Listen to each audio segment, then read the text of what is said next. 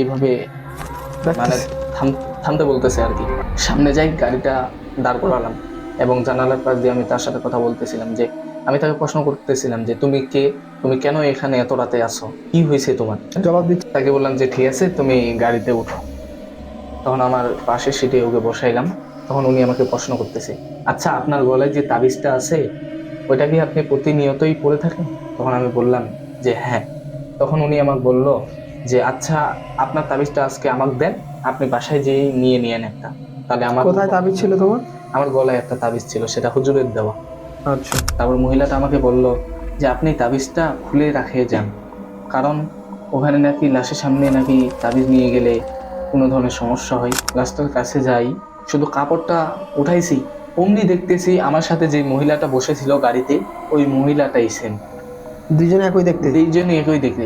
আমি আবার ভাবলাম যে পৃথিবীতে তো দেখতে অনেকেই থাকে একজনের মতো আরেকজন, আমি সেটাই ভাবলাম। কিন্তু যেমনি আমার গাড়িটার দিকে তাকাইলাম, অমনি দেখতেছি সেই মহিলাটা নাই।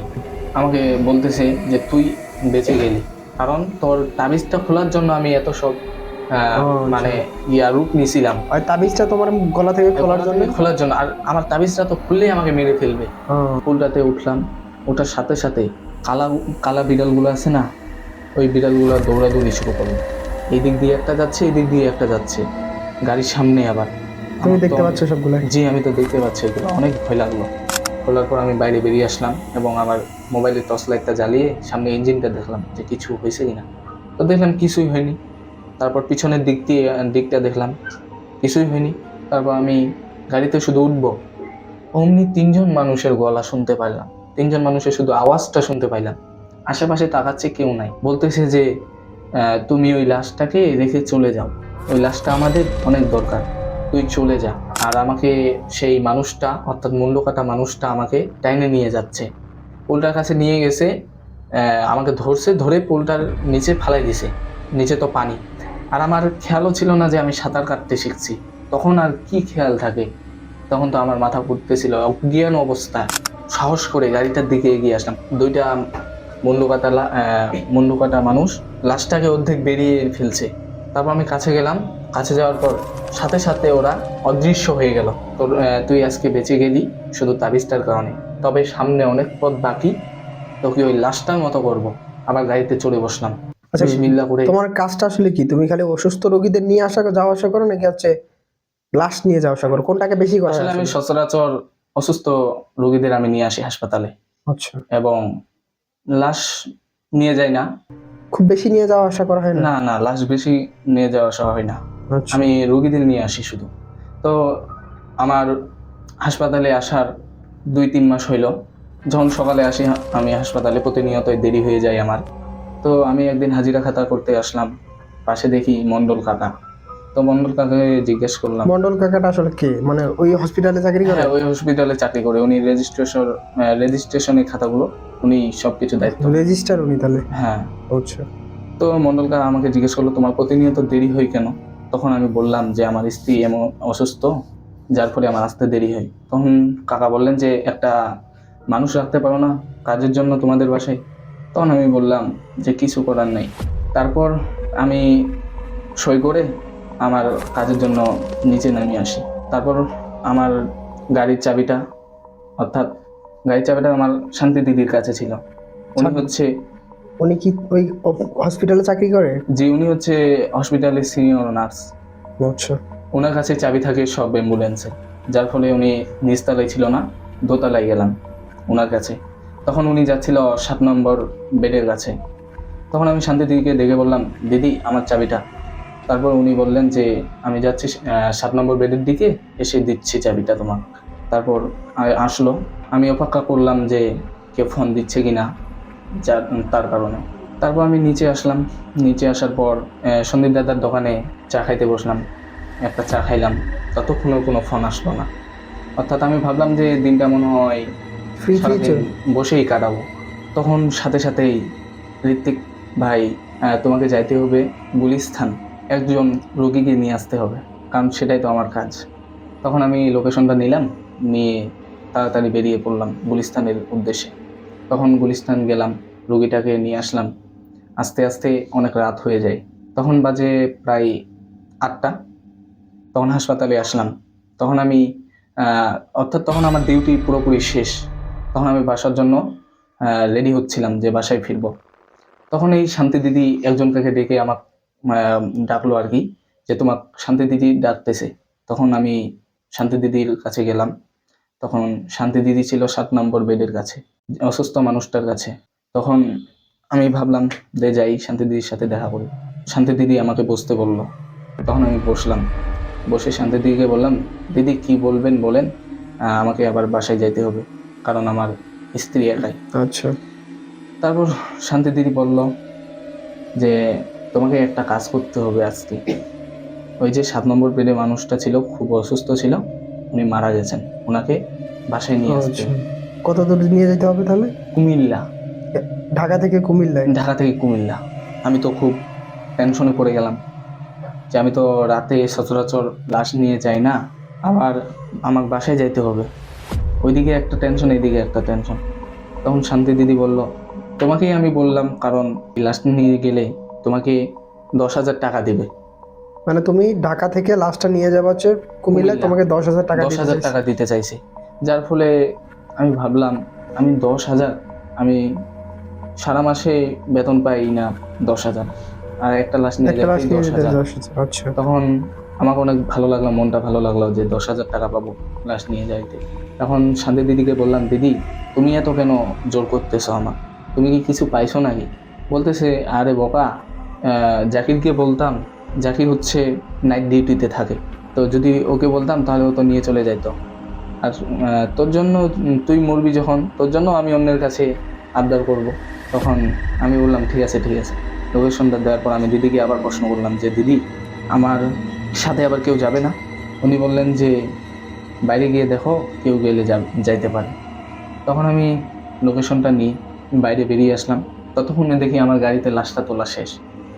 আচ্ছা, অর্থাৎ অর্থাৎ তাদের আত্মীয় স্বজন তাদের লাশটা তুললো। তোমার গাড়িতে তুলছে? হ্যাঁ, আমার গাড়িতে তুলছে। কারণ দেখলাম যে তারা কেউ যাবে না। তখনই তো আমার মাথায় বাজ ভেঙে পড়লো যে কেউ যাবে না। আর মানে আমি, লাস্ট আর তুমি কি গাড়িতে একাই?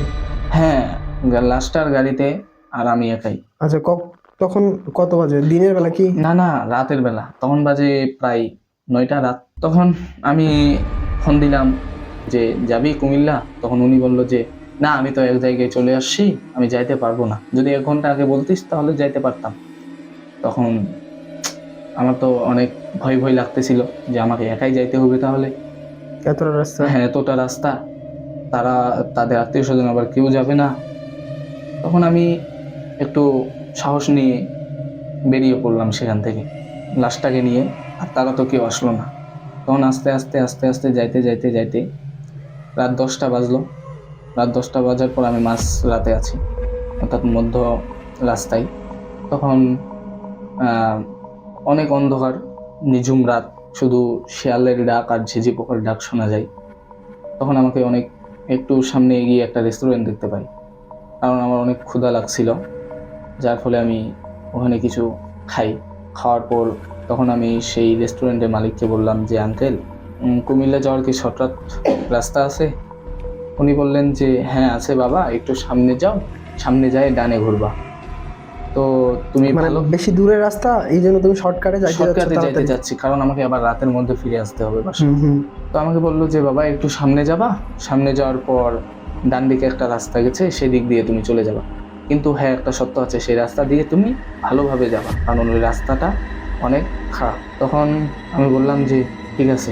তখন আমি গাড়িতে চললাম আর ভাবলাম ওই আঙ্কেলটার কথা, যে রাস্তাটা অনেক খারাপ, সেই কথাটা ভাবলাম। কিন্তু আমার তো কিছু করার ছিল না, কারণ আমাকে রাতের মধ্যেই বাড়ি ফিরতে হবে। যার কারণে আমি সামনে গেলাম, একটু সামনে গিয়ে ডান দিকে রাস্তাটা দেখলাম।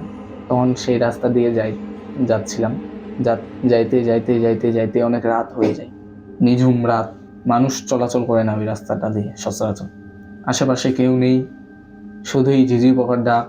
যে রাস্তা তুমি শর্টকাটটা নিছো, ওই রাস্তা খালি, মানে ওই রাস্তা দিয়ে মানুষ চলাচল বেশি করে না? না, বেশি চলাচল করে না, প্রায় বন্ধই বলা চলে। আচ্ছা। তখন আমি যাচ্ছিলাম লোকেশন অনুযায়ী, যাইতে যাইতে যাইতে যাইতে একটা পুল দেখতে পাইলাম। পুলটার কিছুক্ষণ পিছনে আমার গাড়িটার পিছনের দরজাটা একটা শব্দ হয়ে উঠলো। মানে পুলটা উঠবা তুমি তার আগে? হ্যাঁ, তার আগেই পুলটাতে শুধু উঠবো তার আগেই আমার অ্যাম্বুলেন্সের যে পিছনের দরজাটা সেটা ফট করে উঠলো, অর্থাৎ একটা শব্দ করলো। আমি ভাবলাম যে হয়তোবা লাশটা ঝাঁকি খেয়ে হয়তোবা ইয়াতে লাগছে কিংবা দরজা খুলে গেছে। তখন আমি বাইরে বেরিয়ে আসলাম, দেখলাম যে কিছু না, শুধু লাশটা বাড়ি খাইছে ইয়াতে, ধাক্কা, ওইখানে খাইছে। ধাক্কা হচ্ছিল না কি জন্য বাড়ি হ্যাঁ, খাইছে? বাড়ি খাইছে। তারপর আমি পুলটাতে উঠলাম, ওঠার সাথে সাথে কালা কালা বিড়ালগুলো আছে না, ওই বিড়ালগুলো দৌড়াদৌড়ি শুরু করলো।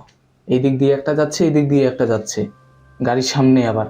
তুমি আমার তো দেখতে অনেক, পাচ্ছ সবগুলাই? জি আমি তো দেখতে পাচ্ছি, এগুলো অনেক ভয় লাগলো যে এত রাতে এই কালা বিড়াল আবার কোত্থেকে এলো। এগুলো দেখে কেমন জানি আহ মনটাকে মনটা খারাপ হয়ে গেল। এবং রাস্তাঘাটে মানুষ নাই, কালো বিড়াল আছে সব? হ্যাঁ, সব কালো বিড়াল, শুধু এলোমেলো ভাবে তারা হাঁটাচলা করতেছে। তখন আমি সাহস নিয়ে আবার পুলটা পেরিয়ে আসলাম। পুলটা পেরিয়ে আসার পুলটা পার হয়ে আর একটু সামনে যাওয়ার পরে? একটু সামনে যাওয়ার পরে কোনো কারণ ছাড়াই আমার গাড়িটা বন্ধ হয়ে গেল, কোনো কারণ ছাড়াই। তখন তো আমি মহা চিন্তায় পড়লাম যে কেন এরকম হইলো পুলটার সামনে। তখন গেটটা খুললাম আমার গাড়ি, খোলার পর আমি বাইরে বেরিয়ে আসলাম এবং আমার মোবাইলের টর্চ লাইটটা জ্বালিয়ে সামনে ইঞ্জিনটা দেখলাম যে কিছু হয়েছে কিনা। তো দেখলাম কিছুই হয়নি। তারপর পিছনের দিকটা দেখলাম, কিছুই হয়নি। তারপর আমি গাড়িতে শুধু উঠবো, অমনি তিনজন মানুষের গলা শুনতে পাইলাম, তিনজন মানুষের শুধু আওয়াজটা শুনতে পাইলাম। আশেপাশে তাকাচ্ছে, কেউ নাই, মানে মানুষ নাই, আওয়াজ শুনতে পাচ্ছি? মানুষ নাই, আওয়াজ শুনতে পারতেছি। খুব কাছ থেকে আবার আওয়াজটা বলতেছে যে তুমি ওই লাশটাকে রেখে চলে যাও, ওই লাশটা আমাদের অনেক দরকার, তুই চলে যা। তারপর তো আমার মাথায় বাজ ভেঙে পড়লো, মনে হয় শরীরটা পাথর হয়ে গেল যে এইরকম কি একটা মানুষ তো জীবনে বলতে পারে না এইরকম কথা। আবার মানুষ বললেও তো মানুষ থাকতো আশেপাশে, মানুষও নেই। তারপর আমি সাহস করে আবার গাড়িতে চড়ে বসলাম। বসার পর আবার 2-3 বার স্টার্ট দেওয়ার চেষ্টা করলাম, স্টার্ট দিচ্ছি কিন্তু স্টার্ট হচ্ছে না। খুব চিন্তায় পড়লাম যে কি হতে চলতেছে আমার সাথে এগুলো। তারপর আবার সে তিনটা মানুষের গলা শুনতে পারতেছে, আবার বলতেছে, কি রে তুই শুনতে পাচ্ছিস না আমার কথা? আমাকেই রাগ করতেছে। ভূতগুলা? হ্যাঁ, ভূত মনে হয় তো, শয়তানই হবে, শয়তানই। মানে তুমি কি দেখোই নাই, খালি না, গলা শুনতে পাচ্ছ? গলা শুনতে পাচ্ছি। তারপর আবার জিজ্ঞাসা করতেছে যে তুই কি শুনতিস না আমার কথাগুলো, যে লাশটাকে রেখে যা, আমার অনেক লাশটার দরকার, তুই চলে যা। তারপর আবার গাড়ি থেকে নামলাম, দেখতেছি না কোনো সমস্যা নেই। যেমনি শুধু গাড়িটাতে উঠবো আবার অমনি তিনজন মানুষ, অর্থাৎ মাথা নেই, তিনজন শুধু মানুষ, দুইজন কালা, একজন সাদা, তাদের মুন্ডু নাই। দেখাই যাচ্ছে না ওদের মাথা? হ্যাঁ, দেখা যাচ্ছে না, ওদের নাকি মাথাই নাই। ওদের মাথা দেখা যায় না, নাকি নাই মাথা? না, মাথাই নাই। এখান থেকে শুধু এদিকে নাই, এদিকে আছে। আমাকে আবার বলল যে তুই কেন শুনতেছিস না আমার কথাগুলো। একজন পিছন দিক থেকে আমার ঠ্যাংটা ধরলো, ধরে আমাকে টানে নিয়ে যাচ্ছে পুলটার কাছে আমাকে টানে নিয়ে যাচ্ছে একজন পুলটার কাছে নিয়ে গেল। তখন আমি চিল্লাচিল্লি করলাম, মানুষকে ডাকাডাকি করলাম যে আমাকে বাঁচাও, কিন্তু কে শুনে আমার কথা। ওখানে তো গাড়ামো নেই। ওইখানে যে পাশে আগুন জ্বলতেছে এবং অনেক কলসি হাড়ি এগুলো ভাঙা ভাঙা দেখতেছি। আর আমার বুঝতে দেরি লাগলো না যে এটা একটা শ্মশান ঘাট। শ্মশান ঘাট তো সচরাচর গ্রামের একটু বাইরে হয়, যার কারণে সেই রাস্তা দিয়ে অনেক মানুষ চলাচল করে না, আর আশেপাশে গ্রামও নেই, মানুষও নেই, যার কারণে আমার কথাগুলো অনেকে শুনতে পায়নি। আর আমাকে সেই মানুষটা, অর্থাৎ মুন্ডু কাটা মানুষটা আমাকে টাইনে নিয়ে যাচ্ছে, পুলটার কাছে নিয়ে গেছে। আমাকে ধরে পুলটার নিচে ফালাই দিছে। নিচে তো পানি, আর আমার খেয়ালও ছিল না যে আমি সাঁতার কাটতে শিখছি। তখন আর কি খেয়াল থাকে, তখন তো আমার মাথা ঘুরতেছিল, অজ্ঞান অবস্থা, মানে আমি আচ্ছা। অজ্ঞান হব এইরকমটা অবস্থা, ডুবে যাওয়ার অবস্থা। তখন আমার খেয়াল আসলো যে আমি তো সাঁতার কাটতে শিখছি। তখন আমি আর কি সাঁতার কেটে পাড়ে উঠলাম, নদীটার পাড়ে উঠলাম। ওঠার পরে আমার খেয়াল আসলো আমার স্ত্রী আমাকে একটা তাবিজ দিছিল, হুজুরের দেওয়া তাবিজ। সেই তাবিজটা আমি চুমু খাইলাম। চুমু খাওয়ার পর আবার সাহস করে গাড়িটার দিকে এগিয়ে আসলাম। দুইটা মুন্ডু কাটা মানুষ লাশটাকে অর্ধেক বেরিয়ে ফেলছে। তারপর আমি কাছে গেলাম, কাছে যাওয়ার পর সাথে সাথে ওরা অদৃশ্য হয়ে গেল। তারপর আমি লাশটাকে ভিতরে ঢুকাইলাম, আবার দরজা বন্ধ করে দিলাম। তিনজনের গলার আওয়াজ শুনতে পারলাম। আওয়াজ করলো যে যা তুই বেঁচে গেলি আজকে তোর তাবিজটার কারণে। আমি আবার মনে মনে ভাবলাম যে ঠিক তাবিজটার কারণেই হয়তো বা এরা অদৃশ্য হয়ে গেল। তখন ওরা বললো যে তুই আজকে বেঁচে গেলি শুধু তাবিজটার কারণে, তবে সামনে অনেক পথ বাকি, তোকে ওই লাশটার মতো করবো। আবার গাড়িতে চড়ে বসলাম, বিসমিল্লাহ করে আল্লাহর নামে চাবিটা ঘুরাইলাম, স্টার্ট হয়ে গেল সাথে সাথে। আমি তো অবাক। তারপর আমি আর দেরি না করে তাড়াতাড়ি গাড়িটা চালানো শুরু করলাম। তখন রাত অনেক বাজে, কিন্তু ওখানেই অনেক বেজে গেছে, প্রায় রাত 1টা মধ্যরাত। তারপর আমি আস্তে আস্তে এগিয়ে গেলাম। হেডলাইটের সামনে দেখতে পাইলাম একটা মহিলা দাঁড়িয়ে আছে। মাথায় চিন্তা আসলো যে এত রাতে মহিলা কেন এখানে দাঁড়িয়ে থাকবে। তারপর আমি আস্তে আস্তে আগাইলাম। আগানোর পর নিজে নিজে আবার ভাবতেছি যে দরজা খোলা যাবে না, শুধু মহিলাটার সাথে আমি গল্প করব। কেন ও দাঁড়িয়ে আছে, আমাকে থামতে বলতেছে কেন? মানে রাস্তার মাঝে কে যেন দাঁড়িয়ে আছে, তুমি দাঁড়ায় দেখতে আছে পাইছো? আর আমাকে এইভাবে মানে দেখতেছি। থামতে বলতেছে আর কি। সামনে যাই, গাড়িটা দাঁড় করালাম এবং জানালার পাশ দিয়ে আমি তার সাথে কথা বলতেছিলাম। যে আমি তাকে প্রশ্ন করতেছিলাম যে তুমি কে, তুমি কেন এখানে এত রাতে আসো, কি হয়েছে তোমার? জবাব দিচ্ছি কিনা? হ্যাঁ, জবাব দিচ্ছে একটু পরে আর কি। বলতেছে আচ্ছা। যে আহ, আমার নাম শানিলা দেবী। হিন্দু নাম বললো? হিন্দু, হিন্দু নাম বলতেছে। তো আমাকে বলতেছে শানিলা দেবী। তখন আমি বললাম আচ্ছা ঠিক আছে, আপনি এত রাতে এখানে কেন, কি করতেছেন? উনি বলতেছে, তখন আমাকে বলতেছে যে ওই রাস্তা দিয়ে আসতেছিলাম, আসার পর পুলটা পেরিয়ে একটা শ্মশান ঘাট আছে, সেখানে নাকি ওর ওর সাথে ওই রকম হয়েছিল আমার সাথে যেটা ঘটনা হলো, তার স্কুটিটা ওখানে আছে। আমাকে মেয়েটা এইভাবে বলতেছে। তখন আমি বললাম যে আপনার সাথে এরকমটা হয়েছে? তখন উনি বললেন যে কি, তাহলে আপনার সাথে এরকমটা হয়েছে? তখন আমি বললাম তোমার সাথে যে ঘটনাটা ঘটছে হ্যাঁ এক্সাক্ট ওই কথা তোমাকে আবার হ্যাঁ, বলতেছে? আমাকে বলতেছে। আমি বিশ্বাস করে ফেললাম যে হয়তো বা ঘটতেও পারে, কারণ আমার সাথেও তো ঘটছে সেম কাহিনী। আচ্ছা। তখন আমি ওকে বললাম যে আচ্ছা ঠিক আছে, আপনি কোথায় যাবেন? তখন উনি একটা গ্রামের কথা বললেন। তাকে বললাম যে ঠিক আছে, তুমি গাড়িতে উঠো।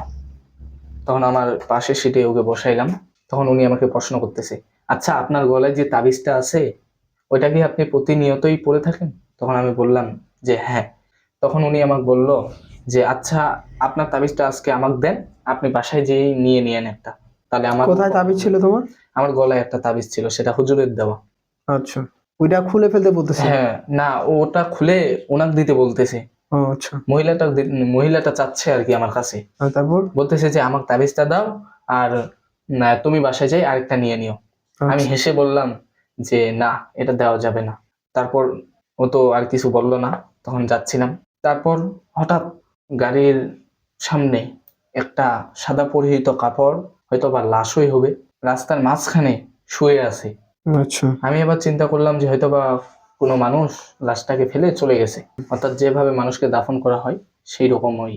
তো আমি সামনে লাশটার কাছে গেলাম, গাড়িটা দাঁড় করাইলাম, আর মহিলাটাকে বললাম আপনি এখানে গাড়িতে থাকেন, আমি যাই দেখে আসতেছি। তারপর মহিলাটা আমাকে বলল যে আপনি তাবিজটা খুলে রাখে যান, কারণ ওখানে নাকি লাশের সামনে নাকি তাবিজ নিয়ে গেলে কোনো ধরনের সমস্যা হয়। মহিলাটা আমাকে বলতেছে যে ওখানে লাশের সামনে তাবিজ, কোনো ধরনের তাবিজ নিয়ে গেলে সমস্যা হবে। তখন আমি ভাবলাম যে এটা তো আমি জানি না, হতেও পারে। তখন আমি শুধু তাবিজটা খুলবো, অমনি আমার মনে আবার একটা আক্ষেপ যে না, এই তাবিজ খোলা যাবে না, যে যেই হোক। মহিলাটাকে বললাম যে এই তাবিজ আমি খুলবো না, তুমি এখানে বসে থাকো, আমি যাই আসতেছি। তখন তো মহিলাটা প্রচুর রাগ, মানে ও চাচ্ছে যে রাগে তুমি যাতে তাবিজটা খুলে ফেলো? খুলে ফেলি। তখন আমি ভাবলাম যে না, তাবিজ তো খোলা যাবে না। তারপর আমি লাশটার কাছে গেলাম। লাশটার কাছে যাই, শুধু কাপড়টা উঠাইছি, অমনি দেখতেছি আমার সাথে যে মহিলাটা বসেছিল গাড়িতে, ওই মহিলাটাই সেম। দুইজনে একই দেখতে? দুইজনই একই দেখতে। আমি আবার ভাবলাম যে পৃথিবীতে তো দেখতে অনেকেই থাকে একজনের মতো আরেকজন, আমি সেটাই ভাবলাম। কিন্তু যেমনি আমার গাড়িটার দিকে তাকাইলাম, অমনি দেখতেছি সেই মহিলাটা নাই। মানে তুমি যখনই পিছনে দেখলা বসেছিল ওই মেয়েটা ব্যাক সিটে তোমার বসেছিল? বসেছিল। তুমি? আর যেমনি আমি লাশটার কাছে এসে শুধু কাপড়টা উঠাইছি, দেখতে পাইলাম যে আমার সাথে যে মহিলাটা বসেছিল তার মতোই দেখতে। হ্যাঁ। ভয়ে পাথর হয়ে গেলাম আমি। আচ্ছা। কেননা এরকম জীবনেও আমি দেখিনি, আমার লাইফে ঘটেও নি এরকম ঘটনা। তো আমি মনে মনে ভাবলাম কি ঘটতে চলেছে, প্রভু আমাকে রক্ষা কর। আমি আল্লাহর কাছে শুধু এই নিয়তেই করতেছিলাম। তারপর আবার সামনে তাকাইলাম লাশটার দিকে, তখন দেখতেছি লাশটা খাড়া হয়ে গেছে, মহিলাটা অর্থাৎ ওই মহিলাটাই। আচ্ছা। আমার মনে হয় অজ্ঞান অবস্থা, কিছু কম বেশ অজ্ঞান। আমি তো জীবনে এগুলা দেখতে পারি না। হুম। আর আমি তো সচরাচর রাতে লাশও নিয়ে যাই না কোথাও, আবার এত রাতে। তারপর মহিলাটা আমাকে বলতেছে যে তো আমি ওকে জিজ্ঞাসা করলাম আর কি যে তুমি কে? তো উনি বলতেছেন যে আমি হচ্ছে তোমার সাথে যে আসলাম সেই মহিলাটাই, আর আমি হচ্ছে ওই যে শ্মশান ঘাটটা আছে না, ওইখানকার কথা বললো, যে ওই শ্মশান ঘাটের মুন্ডু কাটা মহিলাটা। ও আচ্ছা। তখন আবার মুন্ডুটা নাই, তখন আবার মুন্ডু তখন বলতে মুন্ডুটা আগে ছিল না, হুম। আর তখন আবার মহিলাটা মুন্ডুটা মুন্ডুটা আছে। দেখা যাচ্ছে, সবকিছু স্পষ্ট দেখা যাচ্ছে। আচ্ছা। আমাকে বলতেছে যে তুই বেঁচে গেলি, কারণ তোর তাবিজটা খোলার জন্য আমি এত সব ও মানে আচ্ছা। রূপ নিছিলাম ওই তাবিজটা তোমার গলা থেকে খোলার গলা জন্য। থেকে খোলার জন্য, আর আমার তাবিজটা তো খুললেই আমাকে মেরে ফেলবে। ও, তারপরে কি তোমার বাকি রাস্তাতে কোনো ঝামেলা হয়নি আর যাওয়াতে? না, তারপর কি হইলো, তারপর তো মহিলাটা আমাকে বললো যে তুই বেঁচে গেলি শুধু ওই তাবিজটার কারণেই। তারপর সাথে সাথে অদৃশ্য হয়ে গেল। আর দেখতেই পারোনি ওকে? না, আর দেখতেই পাইনি। অমনি আমি দৌড়ে গাড়িটার কাছে আসলাম, গাড়িটার কাছে আসে জীবন বাজি রেখেও সাথে সাথে আমি টান মারলাম লোকেশনের দিকে। কিছুক্ষণ বেশ ফজরের আজান দেবে, তখন আর কি সকালের দিক হয়ে যাচ্ছিল। তখন আমি সাথে সাথে পৌঁছাইলাম, অর্থাৎ লোকেশন অনুযায়ী কুমিল্লাতে। তারপর আমি ওখানে পৌঁছানোর পর লাস্টটা নামাই, সকালে আবার রওনা হইলাম। বাকি রাস্তাতে তোমার কোনো না ঝামেলা না, হয়নি? আর বাকি রাস্তা বলতে কি, তখন তো সকাল আর কি, যখন আসছি যাইতে যাইতেই তো আমার সাথে এইসব ঘটনা হচ্ছে, অর্থাৎ ও। রাত্রেবেলা।